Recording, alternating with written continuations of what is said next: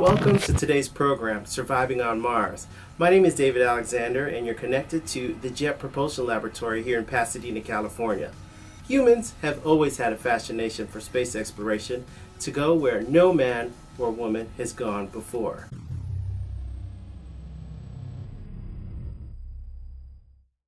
Mars has remained in the human imagination since the first storytellers told legends about the mysterious red planet under the stars. Today, science fiction writers and filmmakers still continue to mesmerize our culture with best-selling novels and blockbuster hits on the big screen. Many entertaining works of fiction are deeply rooted in science. Science fiction is defined as a story made up of imaginary characters, plots, and settings inspired by scientific knowledge. Star Wars is one of my favorite science fiction movies.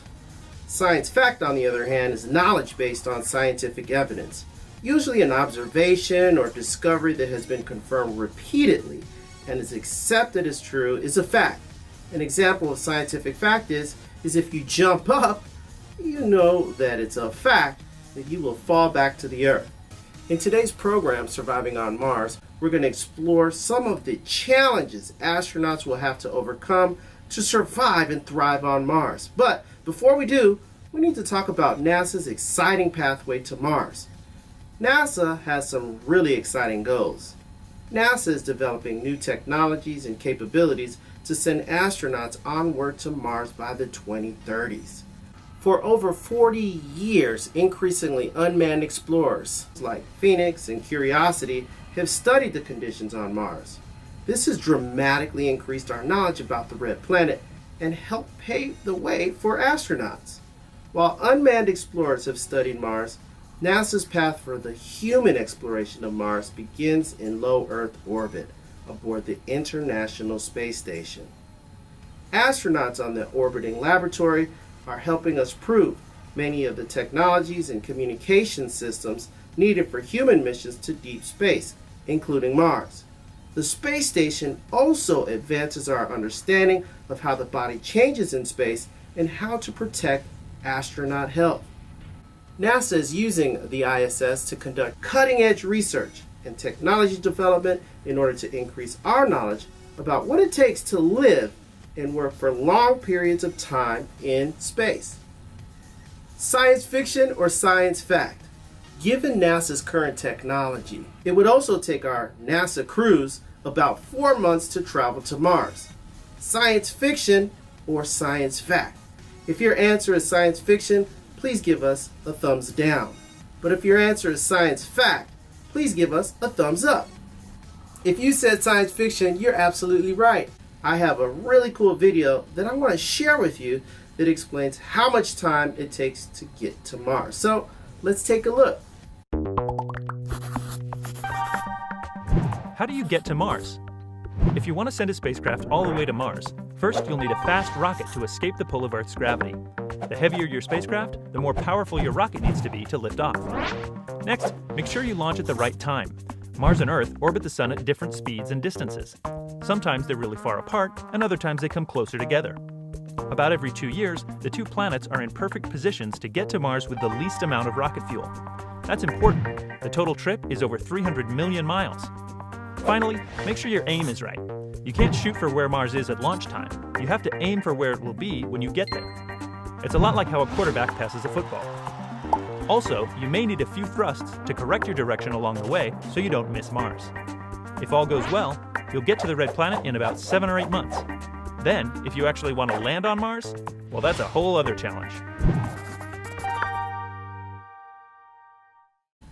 In order to travel to the red planet, it would take astronauts about 7 to 8 months, depending on the spacecraft's velocity. The astronauts would then live and work on Mars for about 1.5 years, wait for the planets to realign, and then have another 7 to 8 month trip back home. Overall, we're looking at a round-trip mission that will take over 2.5 years to accomplish successfully. Does anybody know the name of the spacecraft that will take us to Mars? To send astronauts deeper into the solar system, NASA is developing the most advanced rocket and spacecraft ever designed, NASA's Orion spacecraft will carry 4 astronauts to missions beyond the moon, launched from Florida aboard the SLS, or Space Launch System, an advanced heavy lift rocket that will provide an entirely new national capability for human exploration beyond Earth's orbit. But don't take my word for it. Let's take a look.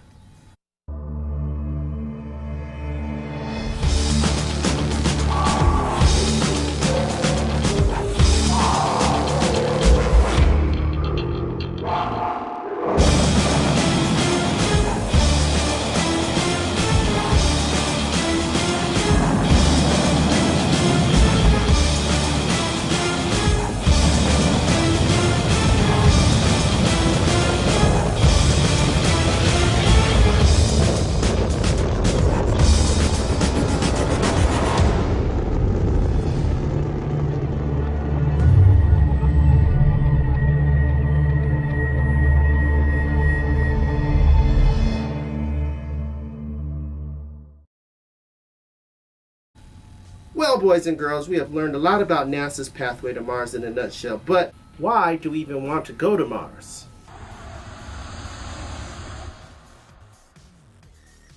Mars is a rich destination for scientific discovery and robotic and human exploration as we expand our presence into the solar system.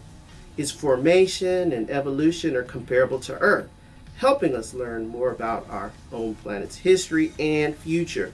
Mars had conditions suitable for life in the past. Future exploration could uncover evidence of life, answering one of the fundamental mysteries of the cosmos. Does life exist beyond Earth? To answer this question, we will continue pushing the frontiers of scientific, technological, and human exploration so we can make our dreams of sending humans to Mars a reality. There are many necessities for human existence on Mars during missions to Mars. What are some of the challenges astronauts will have to overcome in order to survive on Mars?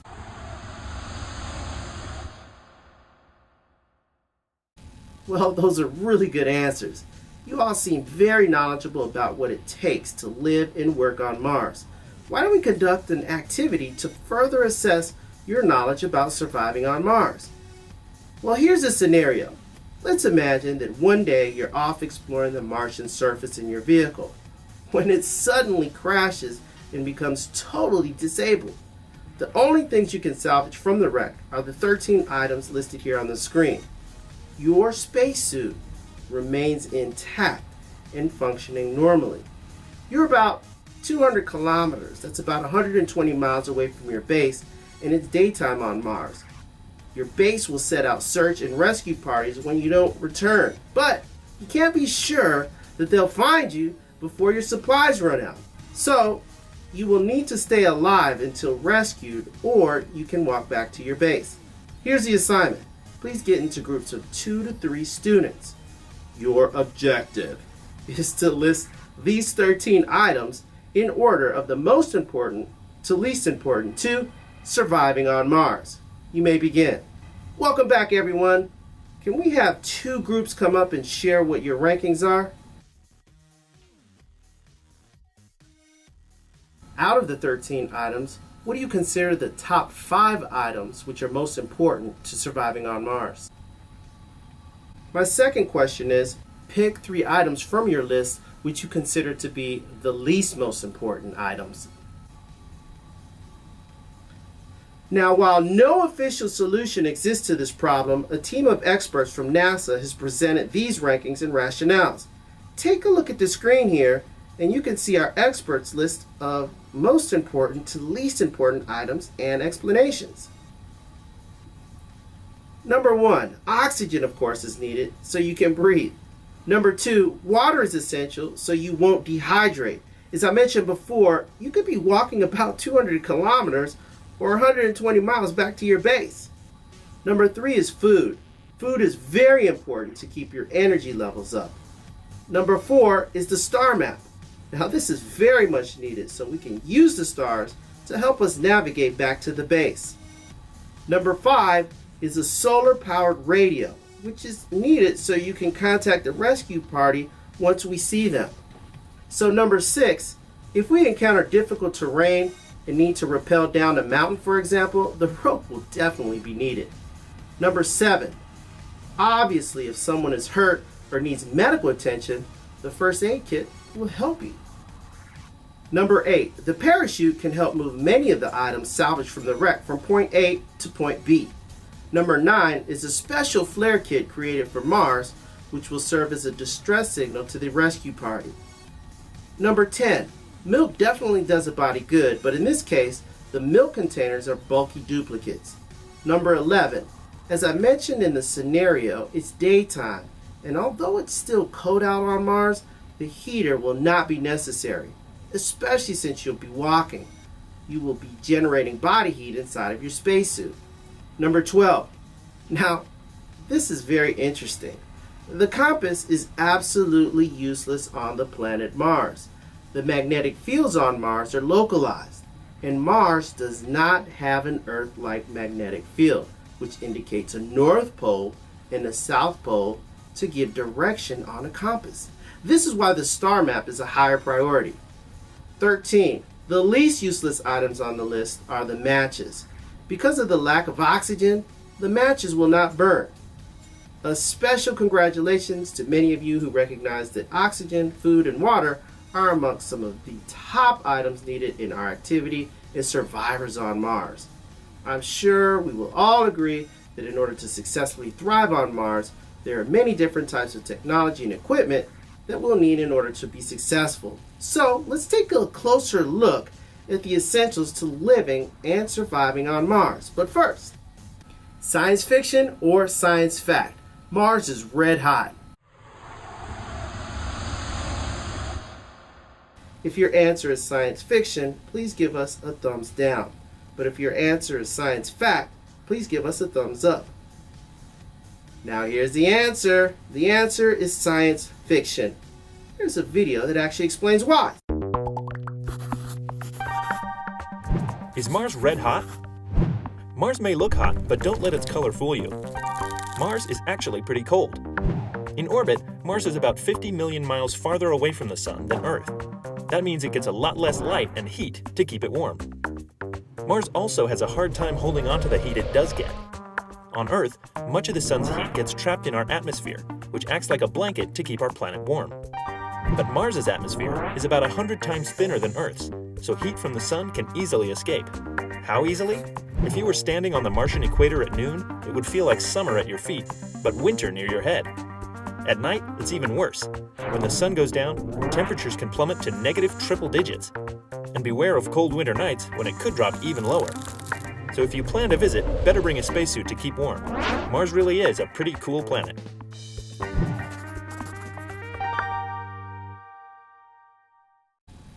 Overall, no human could survive the cold climate, low pressure, and high radiation of Mars.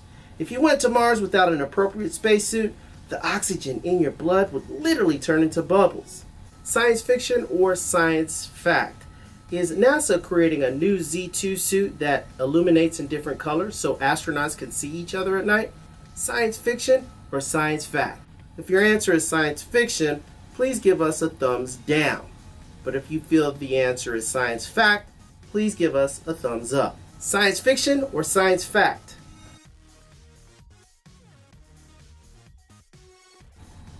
The answer is science fact. NASA is prototyping a new Z2 suit designed for future Mars missions.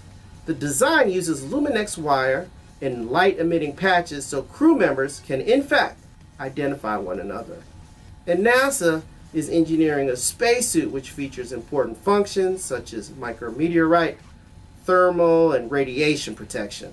The lightweight design will provide future astronauts with life support systems and optimized mobility to ensure mission success. Life support systems aboard the space station use an oxygen generation system that splits water molecules into hydrogen and oxygen. The oxygen flows into the International Space Station for breathing, while some of the hydrogen is used for water. Mission planners speculate that future deep space missions will need to depend heavily on local Martian resources, such as near-surface water ice, for its survival that can be found in Mars's polar regions, for example. The hydrogen and oxygen in water could be separated. Oxygen can be used for breathing air or for creating an oxidizer in a fuel system. The carbon dioxide in the atmosphere could also be used as a potential means of generating oxygen and or fuel. Science fiction or science fact? Mars dust storms are so powerful that they can rip apart mechanical equipment. Is this science fiction or science fact?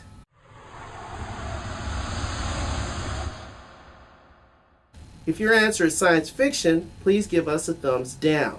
But if you feel the answer is science fact, please give us a thumbs up. The answer is science fiction. Mars global dust storms can grow to encompass the whole planet on an average of every 3 years and can last up to 3 months. However, it is unlikely that even these dust storms could strand an astronaut on Mars. Even the wind in the largest dust storms likely could not tip or rip apart major mechanical equipment. The winds in the strongest Martian storms top out at about 60 miles per hour, less than half the speed of some hurricane winds on Earth. One of the challenges of walking on Mars will be dealing with dust. Dust particles on Mars are very small and slightly electrostatic, so they stick to surfaces they contact like styrofoam packing peanuts. The red soil or regolith on Mars could affect the astronauts and mechanical and electrical systems inside a spacecraft or rover, especially if it's tracked in after a spacewalk. The Martian dust contains contaminants, which are hazardous to the astronauts because scientists believe that it contains particularly dangerous compounds like arsenic and hexavalent chromium that could burn skin and eyes on contact if tracked inside of a vehicle or habitats. To counter this, new spacesuit designs feature a suit port so astronauts can quickly hop in from the inside of a space rover while the suit stays outside, keeping it clean indoors. NASA engineers have been working on the Multi-Mission Space Exploration Vehicle, or MMSEV prototype, for Mars exploration. We are working to prepare for every encounter with the MMSEV. The MMSEV has helped address really awesome issues like range, rapid entry and exit, and radiation protection. Some versions of the vehicle have 6 pivoting wheels for maneuverability. In the instance of a damaged wheel, the vehicle simply lifts up the bad wheel and keeps on rolling. The technologies are developed to be versatile enough to support missions to an asteroid, Mars, or its moons and other missions in the future. Future astronauts will spend a significant amount of time in their habitation module, or home away from home. NASA astronauts will need to have a very specific home to avoid spending all their time in a spacesuit. In addition, a habitat will be necessary in order for astronauts to be protected from the natural elements of Mars, like extreme cold, radiation, and dust storms. NASA hasn't built a real Mars habitat yet, but it's researching habitats like the HERA, or Human Exploration Research Analog. HERA is a 2-story, self-contained environment that simulates a deep space habitat. The module is complete with living quarters, workspaces, a hygiene module, and simulated airlock. NASA currently has test subjects living together in the isolated environment for about 14 days. However, this will be soon bumped up to 60-day trials. Studies utilizing the HERA will focus specifically on the physiological and psychological impacts of confinement. The simulations provide valuable data in human factors, behavioral health, and countermeasures to help the agency's understanding on how to conduct future deep space missions. Science fiction or science fact? Science fiction or science fact? It costs NASA $10,000 for every pound launched into space. If your answer is science fiction, please give us a thumbs down. But if you think the answer is science fact, please give us a thumbs up. The answer is Science fact: supplies, food, and water need to last the entire 18-month mission to Mars. Yet every pound of payload requires fuel to lift it into space. And this is a huge hurdle. You may have seen movies where people are living on Mars, and this vision of independent, self-contained colonies on other planets has also existed for decades in the pages of countless science fiction novels. The International Space Station brings that vision closer to reality, but the ISS isn't self-sufficient. Its life support systems are strictly dependent on food ferried from Earth via commercial partners like SpaceX. In terms of water resources, NASA has developed the Water Recovery System, or WRS, a closed-loop recycling system aboard the International Space Station so crew members can be less dependent on water transports from Earth and recycle water. What are some of the water resources that we can recycle while aboard the International Space Station?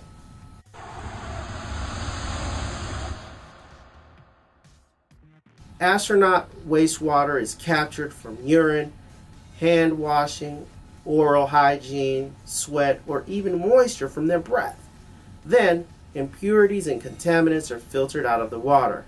The final product is clean water that can be used to rehydrate food, bathe, or drink. The system sounds disgusting, but recycled water on the ISS is cleaner than what most Earthlings drink. While in deep space, astronauts cannot depend on resupply missions from Earth for food, and there is certainly not a McMartians on Mars to indulge in a Happy Meal. NASA is looking at opportunities of developing methods so that astronauts could grow crops.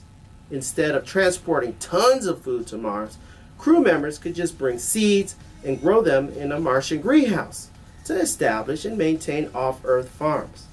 Now, today at most, a small crop might be grown on the ISS to provide fresh food, but eventually, with the help of science and engineering, future habitats on Mars will truly become worlds unto their own.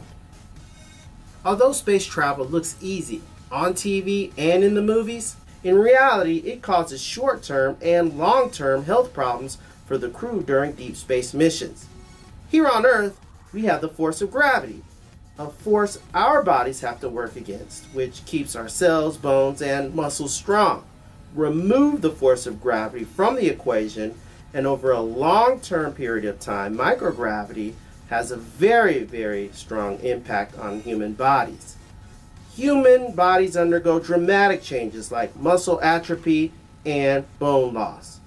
Without gravity, there's no need for astronauts to walk, stand, or lift in microgravity, and their muscles atrophy or decrease in size. In microgravity, the weightlessness triggers the human body to excrete phosphorus and calcium, and this results in rapid bone loss. Like osteoporosis on Earth, bone loss in space can lead to fractures, weaknesses, and very, very painful urinary stones. The crew on station uses the Advanced Resistive Exercise Device, or ARED, to exercise up to 2.5 hours a day to strengthen muscles. The long-range goal of NASA's Exercise Physiology and Countermeasures project is critical to keeping crew members' bodies strong and ready for a mission to Mars and a healthy return to Earth. NASA is furthering studies to determine the best possible technology and/or combination of exercise and diet for long-duration crews. Dietary effects on bone are being studied on the space station right now. Extensive research is being conducted that would help reduce the severity of some of the space-related health problems and helps ensure the crew will arrive on Mars fit enough to carry out their duties there. Astronauts are generally resilient when it comes to stress, but there's no question that spending several years in the spacecraft will be physiologically difficult. Long-term isolation, monotony, limited mobility, and living in close quarters with other astronauts could lead to depression, interpersonal conflicts, anxiety, insomnia, and even psychosis. Although crew members may sometimes feel depressed and irritable, they get a great deal of comfort from talking to their families from station. Future astronauts, however, will not have this luxury on Mars. Is there a doctor in the house? Should a crisis arise, whether it's an ordinary broken leg or illness, astronauts in deep space will have to cope with it on their own. Astronauts in the future will have to be self-sufficient and highly trained, to the point they will have to independently provide medical attention should they become hurt or sick. Future Mars crews will need to care for themselves in the event of a medical emergency. They will need to bring first aid kits, antiviral drugs, and other medicines and medical supplies. Modern drugs degrade after 6 months, so it's likely that the drug's active ingredients will have to be packed separately and mixed as needed. No hospitals exist on Mars. However, communications with the flight surgeon or doctors will be possible to help diagnose patients. Space crews will need to be more autonomous for mission control and act and operate independently, especially due to the expectation that communication quality between the ground and exploration crews will be more limited by communication delays. But how long does it take to communicate with Mars? Any guesses?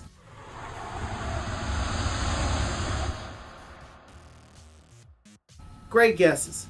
If Mars is at its closest distance to the planet Earth, it takes about 4 minutes to send radio signals to communicate to a spacecraft on the Martian surface. However, when Mars is at its farthest distance from the Earth, it can be as long as 20 minutes to send the signal one way. Because of the distances, there is a substantial delay, so sending a text or making a phone call is not as instant as it is here on Earth. When the planets are in solar conjunction, NASA can't communicate or send messages with Mars at all. Conjunction is when the sun is between the Earth and Mars. So how do you communicate with Mars when the sun is in the way? I have a really cool video I want to share with you guys, so let's take a look. What happens when the sun blocks our signal? About every 2 years, Earth and Mars wind up on opposite sides of the sun. That's called solar conjunction. It's like being on either side of a huge bonfire. We can't see Mars, and our landers, rovers, and orbiters can't see us. If our spacecraft send back signals, charged particles from the sun could interfere, causing gaps in the data that reach us. That's not a big deal. If something's missing, it can always be resent later. But no way do we want to lose data when we send up commands. Receiving a partial command could confuse the spacecraft, putting them in grave danger. So mission controllers plan ahead by sending up simple to-do lists, including regular health checkups. Back home, this break in communications lets team members catch up on other work, or take a well-deserved vacation. Solar conjunction lasts just a few weeks, then it's back to the grindstone, on Earth and on Mars.